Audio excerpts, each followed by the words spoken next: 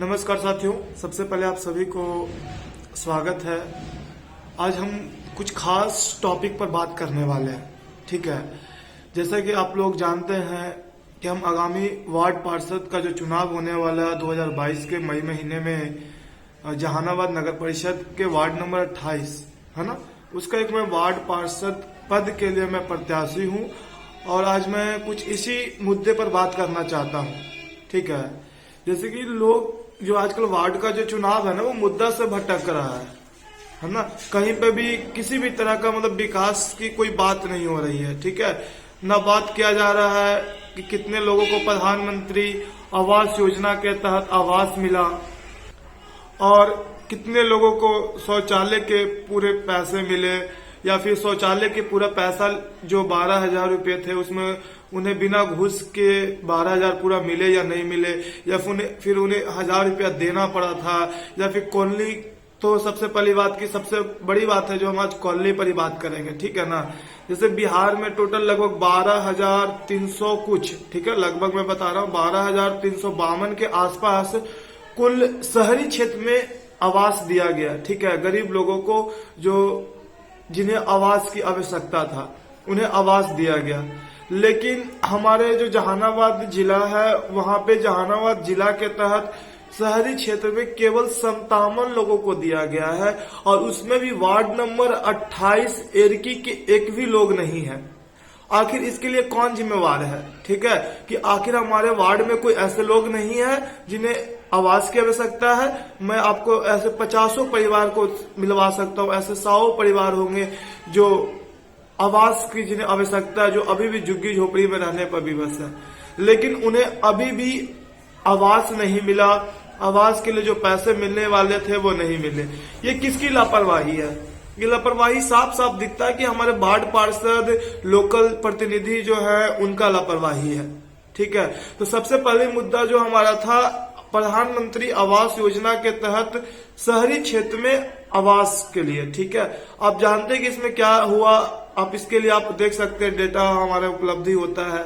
इसके अलावा जो दूसरा मुद्दा है शौचालय, आखिर पूरे जहानाबाद को ओडीएफ घोषित कर दिया। इसके मतलब कि जहानाबाद में कोई भी एक ऐसा परिवार नहीं है जो जिसके यहाँ शौचालय नहीं है। तो आप जैसा कि जानते हैं कि आप किसी भी ग्रामीण क्षेत्र में या फिर शहर से थोड़ा सा अलग आइएगा ना, शहर के किनारे वाले क्षेत्र में आइएगा तो आपको रोडों के किनारे ऐसे मतलब उनकी मजबूरी के कारण उन्हें जाना पड़ रहा है। ठीक है ना, उनके यहाँ शौचालय अभी भी नहीं बना। मुझे पता है कि 12,000 में शौचालय नहीं बन सकते हैं, लेकिन 12,000 शौचालय बनाने के लिए प्रोत्साहन के रूप में होता है। अब उस 12,000 रुपये में भी वार्ड पार्षद मुखिया के द्वारा कुछ पैसा घूस में ले लिया जाता है। इसके बाद अगर मान लीजिए कि 12,000 में उनको पहला किस्त तो मिल जाता है, लेकिन दूसरा किस्त किसी कारणवश उन्हें नहीं मिलता है, जिसके वजह से भी उन्हें प्रॉब्लम होती है।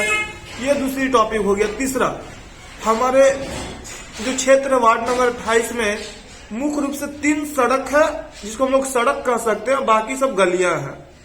तो तीनों सड़क की हालत, एक सड़क की तो हालत मतलब सड़क बनी हुई है लेकिन उस सड़क की हालात इतनी खराब है कि लगता है कि उस पर चलना मुश्किल है। मतलब हमेशा ये डर होता है कि वो पानी जमा होता है, उस पे लोग मतलब कि डर होते हैं बाइक वालों को कि उस पे गिर न जाए। और उस रास्ते से खाली एरकी के नहीं, एरकी के पूरा जो वार्ड नंबर 28 के निवासी है, 27 के है, इसके अलावा मुस्ती चक हो गया, हमारा लच्छू बीघा, पंडुई, ये सब जितने भी ग्रामीण क्षेत्र है ना, सभी के लोग जाते हैं।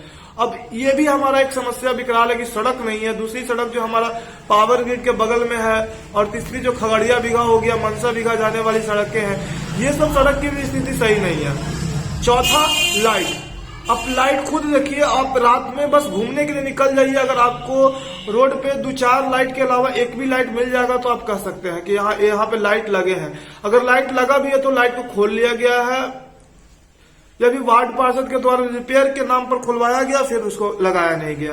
तो ये एक अलग समस्या हो गई, लाइट की समस्या। साफ सफाई में आप जान ही रहे कि साफ सफाई हमारे यहाँ कितना होता है, जहाँ 5-6 आना चाहिए, 8 कर्मचारी आना चाहिए, उसके जगह 1-2 लोग आते हैं। साफ सफाई भी कुछ ना के बराबर होता है। समस्या इतना विकराल है, लेकिन फिर भी लोग इन समस्याओं पे बात नहीं करना चाहते हैं। बस वो अपना समीकरण बैठाने में लगे कि हमारा ये है, हमारा वो है, हमको इस जात वाला वोट मिल जाएगा, उस जात वाला वोट मिल जाएगा। अरे भाई, इलेक्शन अब जात के नाम पे नहीं लड़ो।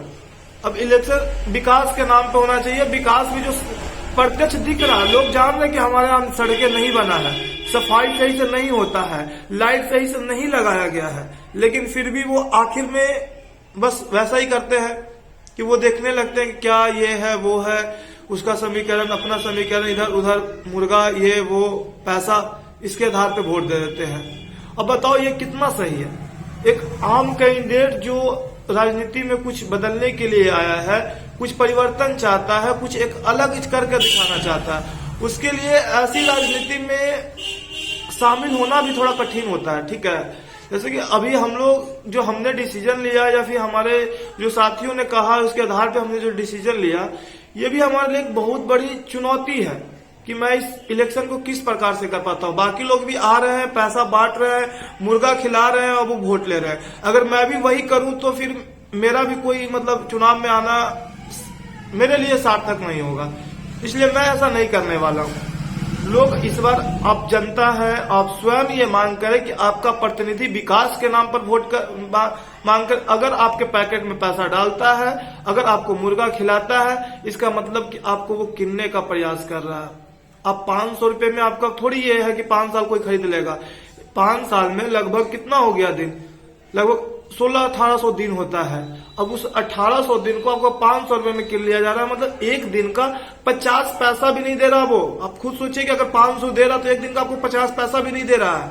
आप कैसे उसको वोट दे सकते हैं? अब पैसे के नाम पे तो वोट देना पहले बात की सही है ही नहीं। इसलिए आप सबसे पहले विकास के नाम पर वोट दीजिए। पूछिए कि आप 5 साल में क्या किए हैं, और ये भी पूछिए कि आप 5 साल में क्या करेंगे। अगर कोई विकास के नाम पर वोट नहीं मांगता तो आप उसको वोट बिल्कुल ना दें। धन्यवाद। आप सभी का पूरा बहुत बहुत धन्यवाद कि आपने पूरा वीडियो को देखा। शुक्रिया।